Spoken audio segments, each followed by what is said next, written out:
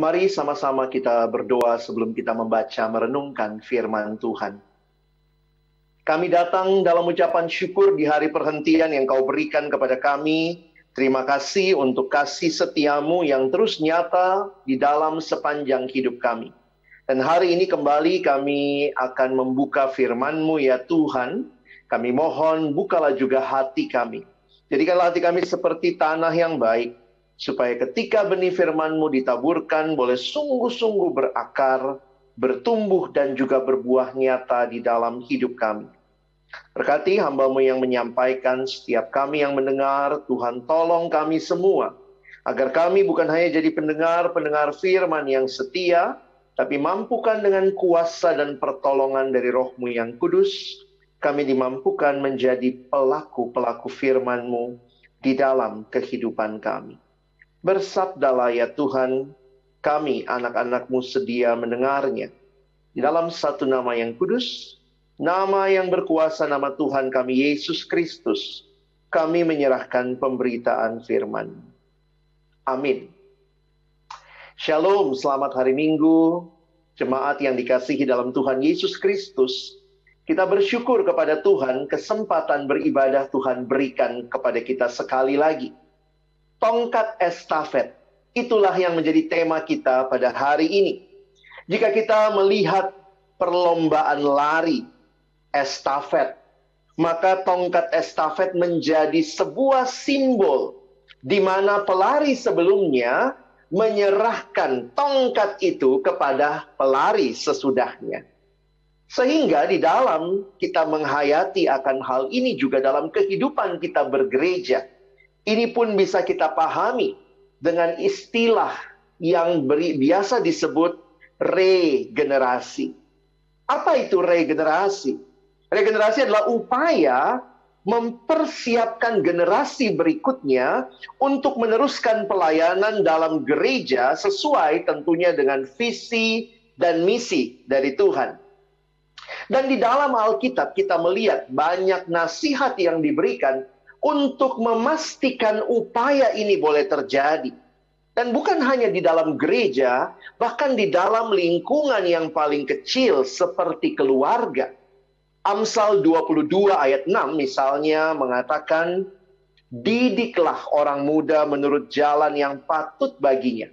Maka pada masa tuanya pun ia tidak akan menyimpang daripada jalan itu. Bapak Ibu Saudara yang dikasihi Tuhan, memperhatikan istilah didiklah.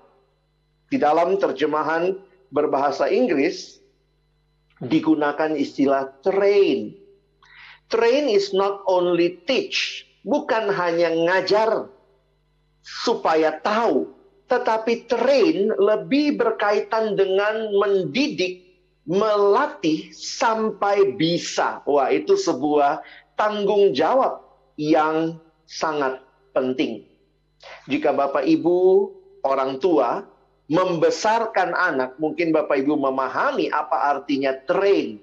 Wah, anak saya sekarang sudah bisa makan sendiri. Hasil dari apa? Dari train. Bukan hanya dikasih tahu makan sendiri ya, tetapi dilatih, ditolong sehingga dia bisa memegang sendok dengan benar, memasukkan makanan. Itulah yang disebut dengan melatih, disebut dengan training.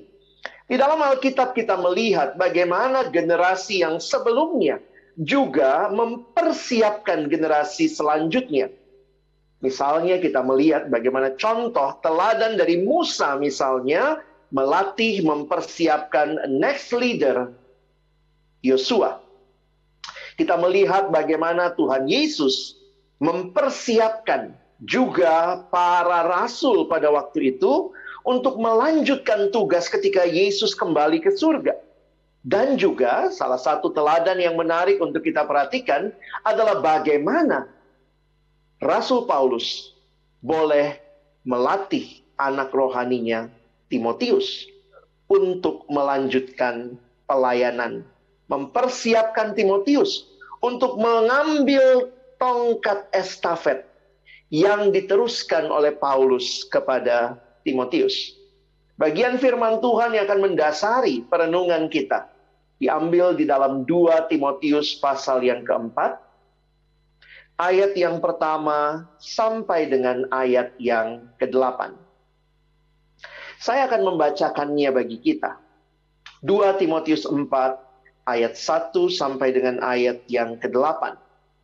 Di hadapan Allah dan Kristus Yesus yang akan menghakimi orang yang hidup dan yang mati, aku berpesan dengan sungguh-sungguh kepadamu demi penyataannya dan demi kerajaannya. Beritakanlah firman, siap sedialah, baik atau tidak baik waktunya. Nyatakanlah apa yang salah, tegurlah dan nasihatilah dengan segala kesabaran dan pengajaran. Karena akan datang waktunya orang tidak dapat lagi menerima ajaran sehat, tetapi mereka akan mengumpulkan guru-guru menurut kehendaknya untuk memuaskan keinginan telinganya.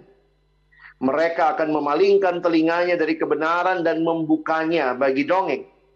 Tetapi kuasailah dirimu dalam segala hal.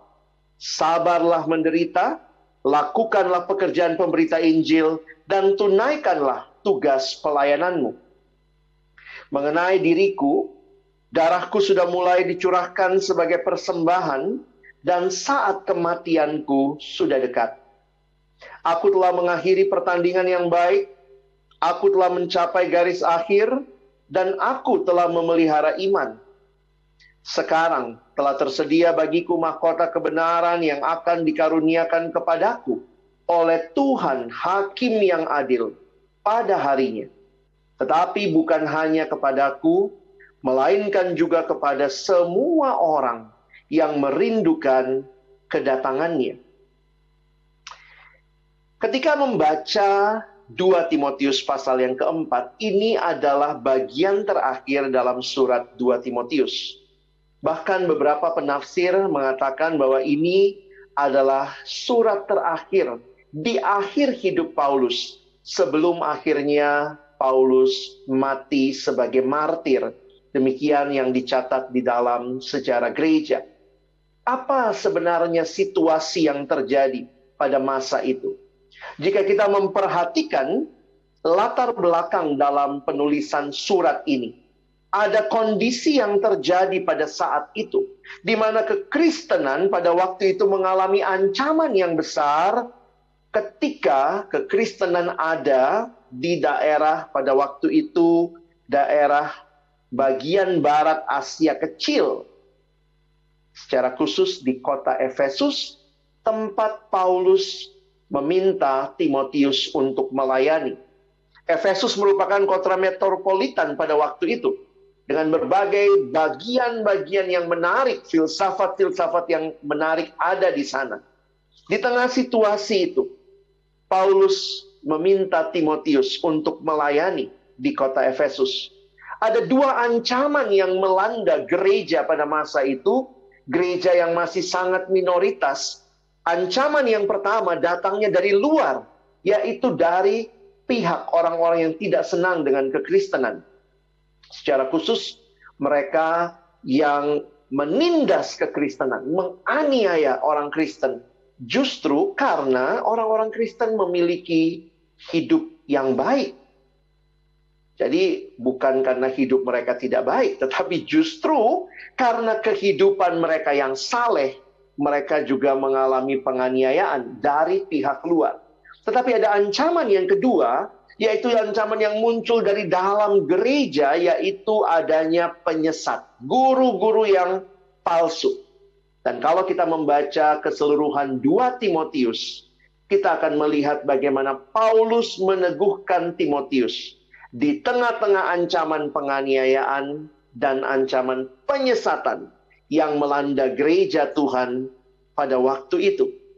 Ditambah lagi, Paulus sedang berada di penjara Roma karena dia memberitakan Injil. Jadi ini bukan situasi yang indah, ini bukan situasi yang menyenangkan. Ancaman dari luar, penganiayaan. Ancaman dari dalam, penyesatan. Pemimpinnya lagi di penjara. Tetapi dari penjara Roma, Paulus menuliskan pesan terakhir ini kepada anak rohaninya Timotius. Kira-kira apa yang Paulus pesankan? Apakah Paulus pesankan Timotius, nanti tolong makam saya dibuat yang bagus ya? Nanti Timotius bikin upacara pemakaman yang indah ya? Tetapi bukan demikian. Di dalam surat terakhir ini, tongkat estafet harus diteruskan.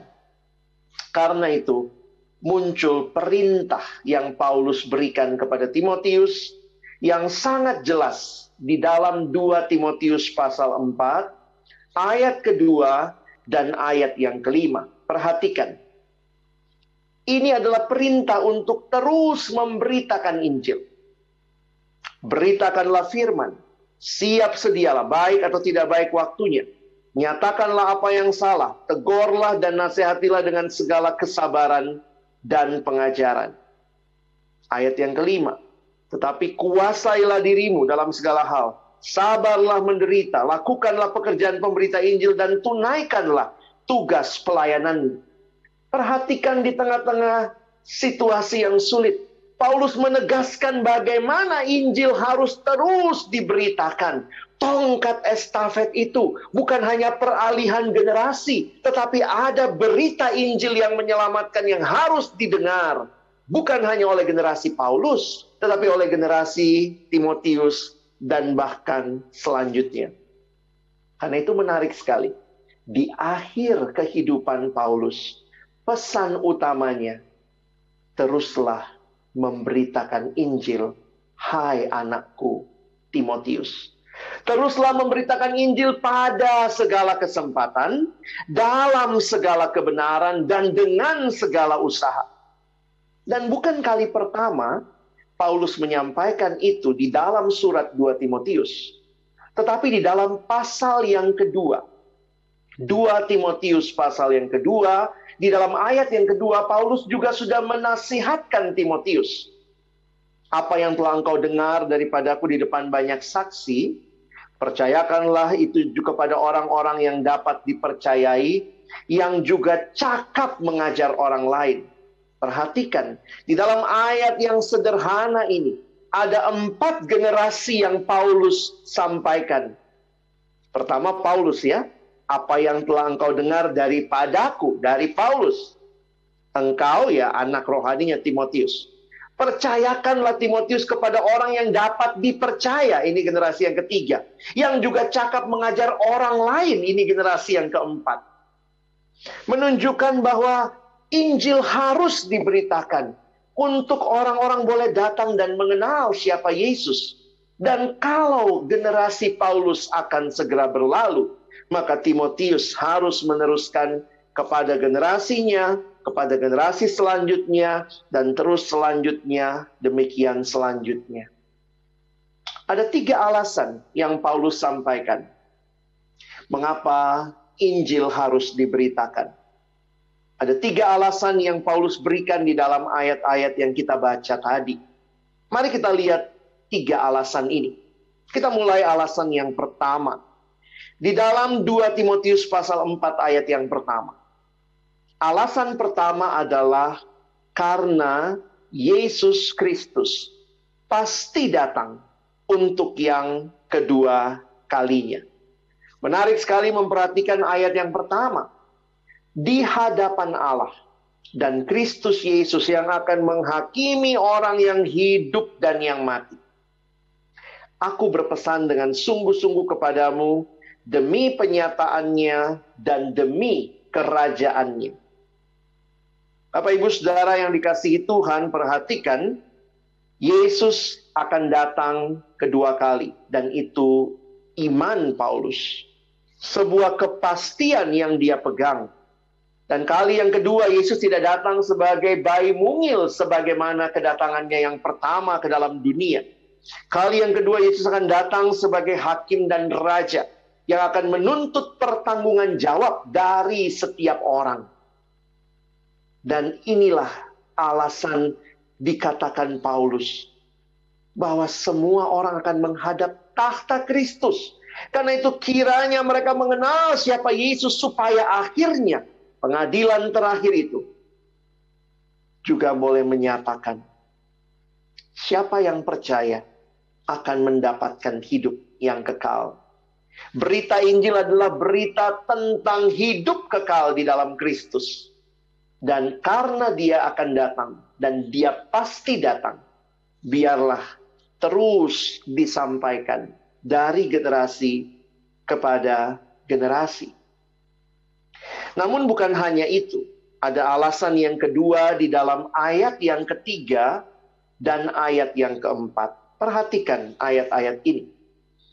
Karena akan datang waktunya orang tidak dapat lagi menerima ajaran sehat, tetapi mereka akan mengumpulkan guru-guru menurut kehendaknya untuk memuaskan keinginan telinganya. Mereka akan memalingkan telinganya dari kebenaran dan membukanya bagi dongeng. Sebenarnya ketika merenungkan ayat ini, Paulus hanya ingin mengatakan Timotius, makin lama, makin tidak banyak orang yang serius dengan kebenaran. Orang akan memalingkan telinganya, lebih senang dengar yang menyenangkan, ya. Mungkin kalau khotbah senangnya yang ketawa ketiwi begitu, ya. Akhirnya nampaknya wah sangat-sangat fun. Tetapi bukan kebenaran yang disampaikan. Tetapi yang menarik adalah seolah-olah Paulus mengatakan, makin mereka memalingkan telinganya dari kebenaran, maka itu menunjukkan betapa mereka sangat membutuhkan berita Injil. Teruslah memberitakan Injil di tengah-tengah generasi yang mungkin bahkan memutarbalikkan atau memalingkan telinganya dari kebenaran. Mana tahu, dan pastinya ada orang-orang pilihan Allah yang tetap butuh mendengarkan kebenaran ini. Generasi makin tidak peduli kebenaran, kebenaran makin harus disampaikan. Tongkat estafet harus diteruskan, supaya generasi yang makin jauh boleh kembali mendengar Injil Kristus. Alasan yang ketiga, ini alasan yang ada di ayat 6 sampai dengan ayat yang ke-8. Mengapa Injil harus terus diberitakan? Mengapa tongkat estafet harus diteruskan dari generasi ke generasi? Bukan hanya karena Kristus pasti datang, bukan hanya karena makin sulit orang mau dengar kebenaran, tetapi Paulus orang yang sangat realistis. Paulus sadar hidupnya tidak akan lama lagi. Di dalam ayat 6 sampai 8, ini alasan ketiga. Kondisi Paulus yang akan segera menghadapi kematian. Paulus mengatakan mengenai diriku, darahku sudah mulai dicurahkan sebagai persembahan, dan saat kematianku, atau dalam terjemahan yang lain dikatakan saat keberangkatanku, sudah dekat. Paulus memandang kematian dengan sangat menarik. Dia mengatakan keberangkatanku untuk berjumpa dengan Kristus, kekasih hatiku. Lalu kemudian Paulus mengevaluasi hidupnya di akhir pelayanannya. Aku telah mengakhiri pertandingan yang baik. Aku telah mencapai garis akhir. Aku telah memelihara iman. Tetapi kematian yang akan segera Paulus jelang tidaklah membuat Paulus merasa yang penting waktu aku pelayanan hebat. Banyak yang puji. Hebat ya si Paulus. Tetapi lihat di akhir hidupnya. Di surat yang begitu singkat. Nada seruannya.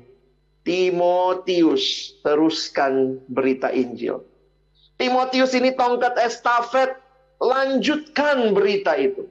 Teruslah memberitakan Injil. Aku tidak akan hidup selamanya. Paulus memikirkan masa depan gereja. Karena itu, Paulus tidak berhenti dalam dirinya. Seolah-olah sang pelari tua namanya Paulus sudah ada di penjara yang dingin dan gelap. Membayangkan Paulus berlari di arena, sudah berlari dengan terseok-seok, sambil tangannya memberikan tongkat estafet. Timotius, lanjutkan. Lanjutkan. Bapak Ibu Saudara yang dikasihi Tuhan, Gereja yang memikirkan masa depan, bukan gereja yang hanya berhenti di masa kini. Bukan hanya gereja yang generasi tertentu mengatakan hebat waktu zaman kami. Wah, waktu saya jadi majelis, waktu saya jadi pengurus, hebat di masa kami. Program-programnya luar biasa. Tetapi gereja yang memperhatikan masa depan, gereja yang memastikan setelah aku tidak ada lagi, apakah generasi selanjutnya tetap mendengar kebenaran, tetap hidup di dalam kebenaran. Karena itu harus mempersiapkan generasi sebelumnya. Bapak Ibu Saudara, gereja yang saudara dan saya mungkin juga terlibat adalah gereja yang intergenerasi, ya. Ada generasi yang lebih tua, ada generasi yang lebih muda, bahkan ada anak-anak. Kita ada dalam sebuah gereja yang intergenerasi. Pastikan bahwa terus tongkat estafet itu diteruskan dari generasi kepada generasi. Yang lebih tua harus ingat tidak bakal hidup selamanya. Yang lebih muda harus siap karena saya akan melanjutkan tanggung jawab ini dan kemudian melanjutkannya kembali. Bagaimana Paulus mempersiapkan Timotius? Banyak orang yang mungkin tidak sadar bahwa ternyata ketika Paulus menulis surat 2 Timotius, Paulus telah bersama Timotius kurang lebih 16 tahun. Jika kita melihat dalam perjalanan misi Paulus yang kedua, sejak Paulus mengajak Timotius itu jaraknya 16 tahun sampai ketika Paulus menulis 2 Timotius. Sebuah waktu yang tidak singkat untuk mempersiapkan generasi. Apa yang Paulus lakukan? Kalau saudara memperhatikan di dalam 2 Timotius pasal yang ketiga, perhatikan ayat 10 dan ayat yang ke-11. Paulus berkata, tetapi engkau telah mengikuti, ada 7 ku yang Paulus sampaikan. Telah mengikuti ajaranku, cara hidupku, pendirianku, imanku, kesabaranku, kasihku, dan ketekunanku. Bapak Ibu yang dikasihi Tuhan, saya bisa kelihatan pengajarannya waktu saya khotbah di depan Bapak Ibu sekalian. Tetapi Bapak Ibu akan bisa mengerti cara hidup saya, pendirian saya, iman saya, kesabaran, itu kalau kita punya interaksi yang dekat. Bisa dipahami ya? Ini bukan sekadar memberitahu ajaran. Makanya menarik sekali Paulus mengatakan engkau telah ikut ajaran, cara hidup. Sampai tahu cara hidup berarti punya relasi yang dekat. Dan itulah yang terjadi. Paulus mengajak Timotius, bahkan terlibat dalam timnya. Dan bahkan di ayat 11, Timotius pun telah diajak Paulus dan bahkan ikut menderita. Engkau telah ikut menderita penganiayaan dan sengsara seperti yang telah kuderita di Antioquia, dan di Iconium, dan di Listra. Semua penganiayaan itu kuderita dan Tuhan telah melepaskan aku daripadanya. Bagaimana Paulus menyiapkan Timotius? Kehidupan iman itu tidak cukup hanya dibicarakan, hanya diajarkan, tapi perlu ditransfer sehingga di dalamnya ada pemahaman pastinya, ada teladan, ada pengalaman iman, ada interaksi yang utuh, ada relasi yang dalam antara Paulus dan Timotius. Bapak Ibu Saudara yang dikasihi Tuhan, kita biasa menyebutnya dengan pemuridan. Paulus memuridkan Timotius. Paulus memikirkan bagaimana muridnya bukan hanya tahu ajarannya, tetapi hidup yang Paulus telah jalani benar-benar menjadi hidup yang dilihat oleh Timotius. Sehingga di dalamnya pemuridan bukan hanya belajar bahan-bahan, tetapi benar-benar bagi hidup satu dengan yang lain. Dalam sebuah buku berjudul Generasi Penuh Hasrat, sebuah buku terjemahan yang ditulis oleh seorang pendeta milenial bernama Grant Skeldon. Buku aslinya berjudul The Passion Generation. Bagi saya menarik ketika saya membaca buku ini, membaca dan akhirnya menyadari pemahaman utama yang mau disampaikan oleh Grant Skeldon melalui buku ini Dia katakan, the church doesn't have a millennial problem. It has a discipleship problem. Masalah utama gereja bukannya, wah ini milenial, ini anak sekarang kurang konsentrasi, anak sekarang kurang ini. Kadang-kadang begitu rupa diskusi tentang milenial, tetapi pertanyaan Grant Skeldon adalah begini.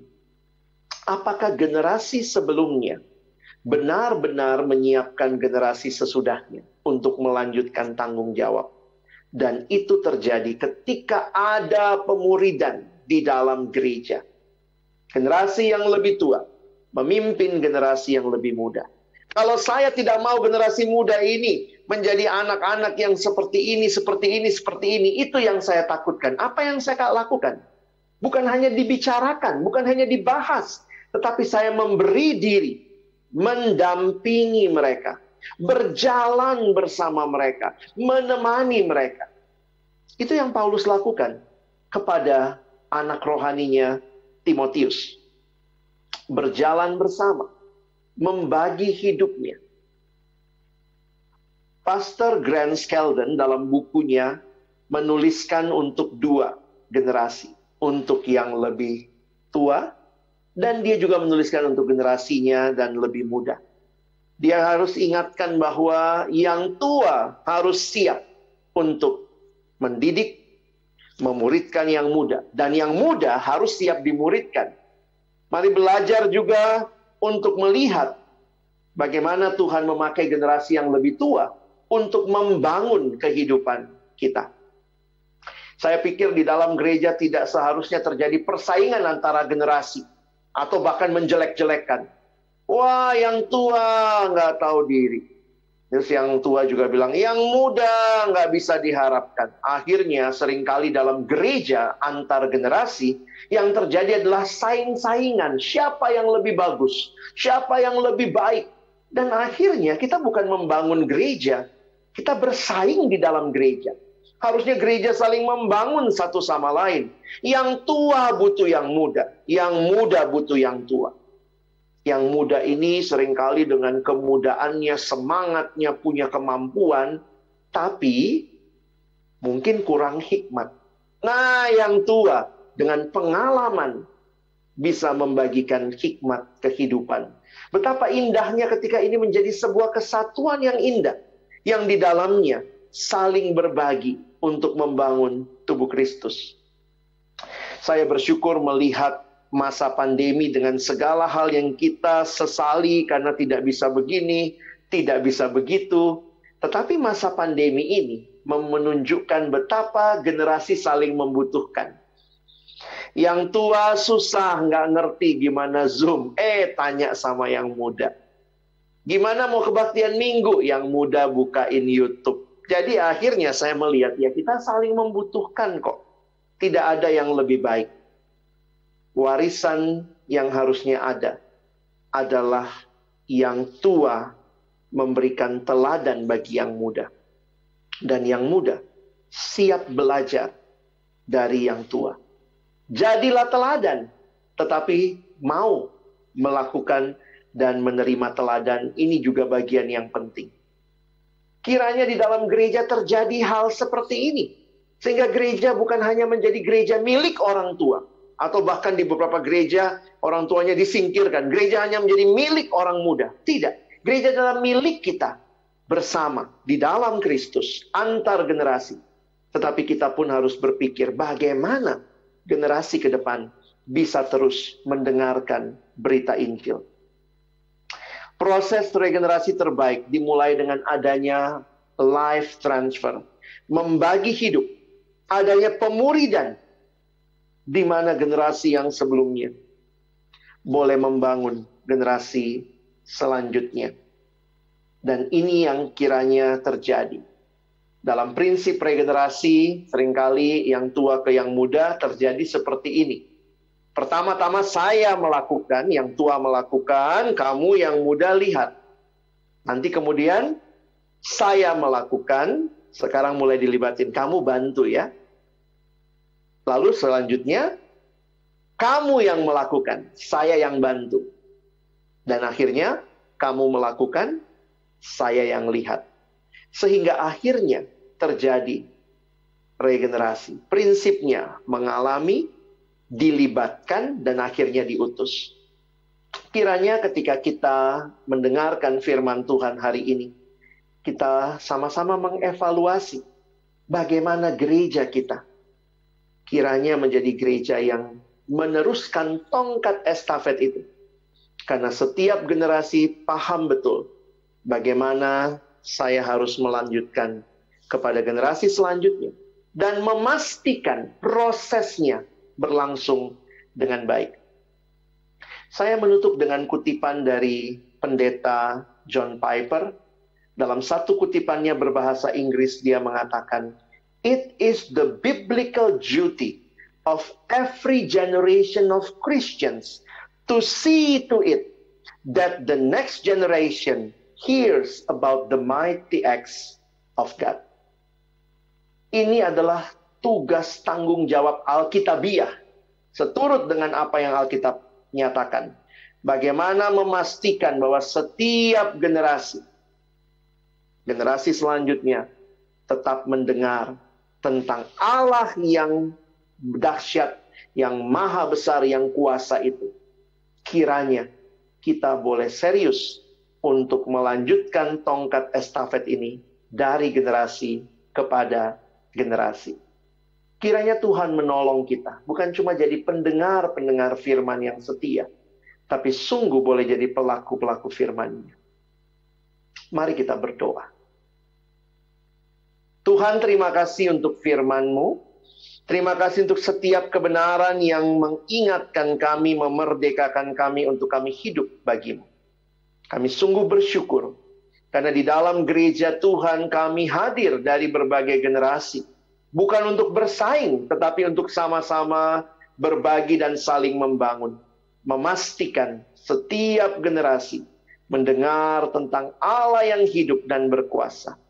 Dan akhirnya boleh menjadi berita yang diteruskan dari generasi kepada generasi. Sekali lagi kami bersyukur, kami mohon tolong kami, bukan cuma jadi pendengar firman, tetapi menjadi pelaku-pelaku firman-Mu di dalam kehidupan kami. Ini doa kami, ucapan syukur kami. Kami menutup firman Tuhan di dalam satu nama yang kudus. Nama Tuhan kami Yesus Kristus, penebus dan juru selamat kami yang hidup. Amin.